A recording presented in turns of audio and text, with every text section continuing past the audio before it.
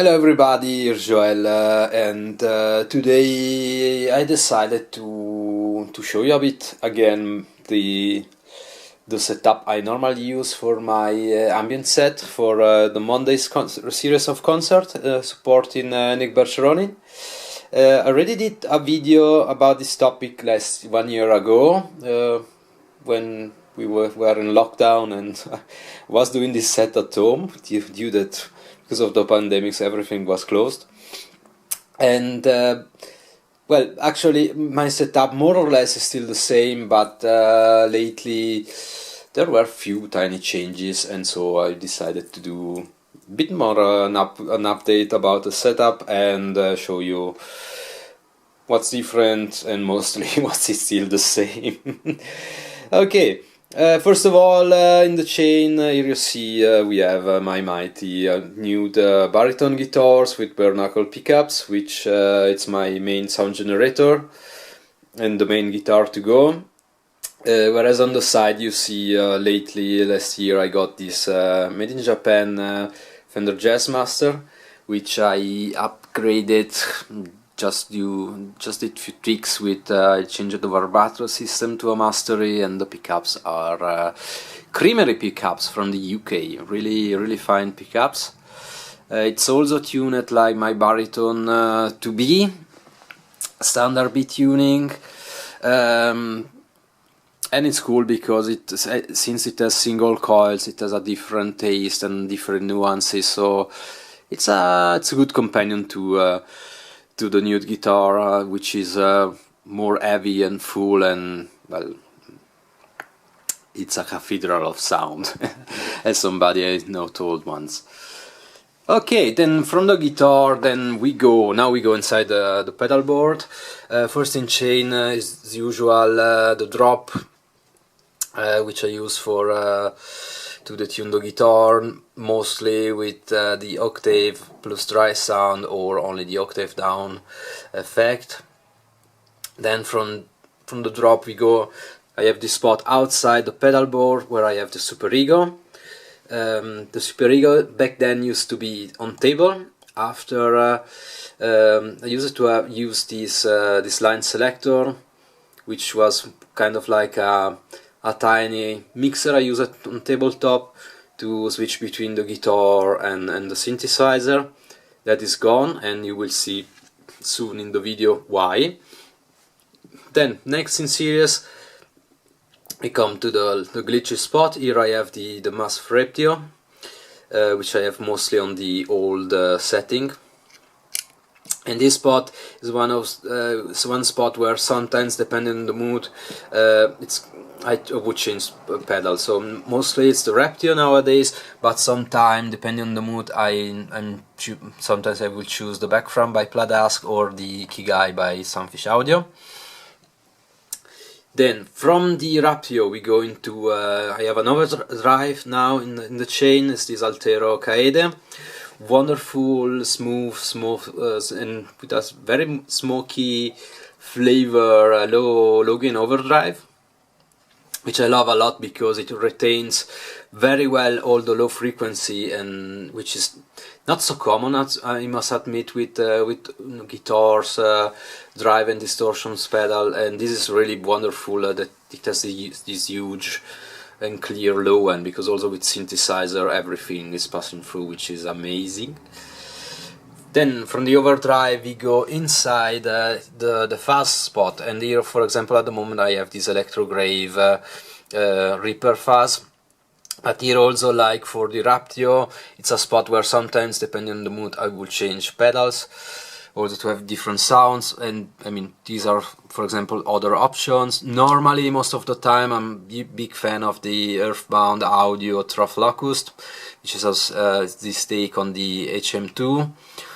Or there is the Super Collider, also by Earthbound, which is more a big mouth taste thingy. And then Baltimore Sonic Research Institute, I have this fuzz. Or there is also this SFG, which is more a rat with dual band EQ and a clean blend. Okay, from the fuzz spot, then we go into the Dunlop Mini Wah, same as usual. Then from the wah into the my AMT SS20 preamp, with, as usual, the trick with this AB box after the pedal, so that I can choose between the output with or without the cabinet emulation, depending on the sounds, so that I can have without the cabinet the full frequency response going out. And then now you see here I have a cable just staying like that, because now you see I have a stereo cable, which brings us on the tabletop, where now I have the Elektron Digitakt. So cool, lately Elektron released this new firmware update, and finally, which is a feature every Digitakt user was waiting. Now you can really use the inputs as an external input for external gear, and as you know, you might know, you have then a dedicated mixer, external input mixer page, where you can set the levels, etc, etc, and also I could also send my guitar sound to the internal effects of the Digitakt, which, I mean, it's wonderful. This is cool because I mean, before, when I was using the Digitakt before the pedal board, anyhow, passing through the preamp, also going out from the output without the cabinet emulation, anyhow, there was a bit of the low end would be cut. Like this, now I have the Digitakt after the preamp, so I have the full frequency, especially the low frequency, coming out from the Digitakt and then going through the other effects which are in the chain. So you have kind of like more a fuller electronic sound. Minus side, the contra, of course, I no more have the possibility to process the Digitakt with the distortions and the filter stuff, but well, at the end, I mean, I'm happy like that, so it's all okay. Then from the Digitakt we go back to the ground, into the pedal board, and as usual we go back into the Strymon Timeline, which is my main delay pedal. Could possibly also go out stereo from the Digitakt into the Timeline, but for the moment I'm fine with the mono, so it's all okay. And then from on the Strymon, as usual, I have a tiny expression pedal to control feedback and other set of parameters depending on the preset. Then Timeline, we go out stereo into the Line6 HX Stomp, and between the Strymon and the Stomp I have also a MIDI cable, so that depending on the preset I have on the Stomp and the effect I'm using, sometimes I tracked the movement of the expression pedal to be followed by some parameters of the Stomp. Mostly normally it's more kind of stuff like reverb decays and delay feedback, so kind of usual. Also on the Stomp, a little twist. You see on the side my also a piece of gear I love a lot, the Zoom HX Stomp. Long story short, normally on the Stomp I would just be in the preset mode, so that with this tiny foot switch I can scroll through my snapshots, and then inside the snapshot I would just turn on and off all the effect blocks.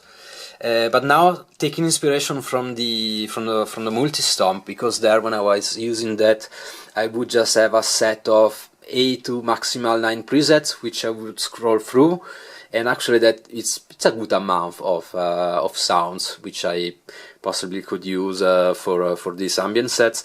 So I did something similar on the Stomp, just by using the snapshot mode, so that now I created a set of 3 presets. For each preset, of course, 3 snapshots, so when I'm in the preset I can switch between 3 snapshots, and then of course if I push 2 foot switches I can then go into one of these other 2 neighbor presets and select another set of 3 snapshots.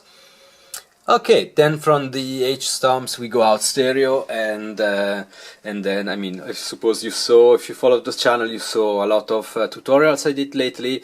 My new mighty Looperlative LP2 mini looper, which now substituted the Pictronics Infinity, which I was using until 1 month ago, more or less. And I'm so happy about this one. Oh, connected to this, you see I have also this MorningStar MIDI controller to have a full external MIDI control over the unit. And I mean, this was also a huge. This was actually the hugest change in the fully setup. Back then, prior getting the Infinity, I was using the bigger brother of the LP2, so the LP1, the rack unit with 8 stereo loops.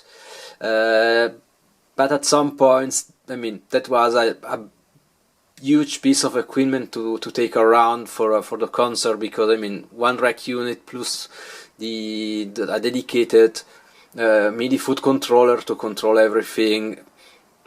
And at some point, I decided I wanted to have something smaller, compact, more travel friendly. And when I got the Infinity 4 years ago, that was the best option available on the market for my needs. So at least 2 stereo loops and a bit of controllability over loop decay, reverse, that stuff. And now with the Looperlative LP2, it's so cool, because for me it was kind of like going back home to the LP1, because now this new LP2 has the same functionality and capability of the LP1, especially when combined with the external MIDI. Basically, standalone you have 2 loops. With MIDI you can access up to 4. I normally would stick with the 2 loops because I saw it's a more slicky and easier to use live. And well, it was a huge improvement for me also. And also, I mean, on a sound design point of view, it gives me this unit gives me also a lot of possibility, and I'm super happy. So this that was it. This is my actual live ambient setup, and thank you for tuning in, and wish you a lovely time. Take care and hear you soon. Ciao!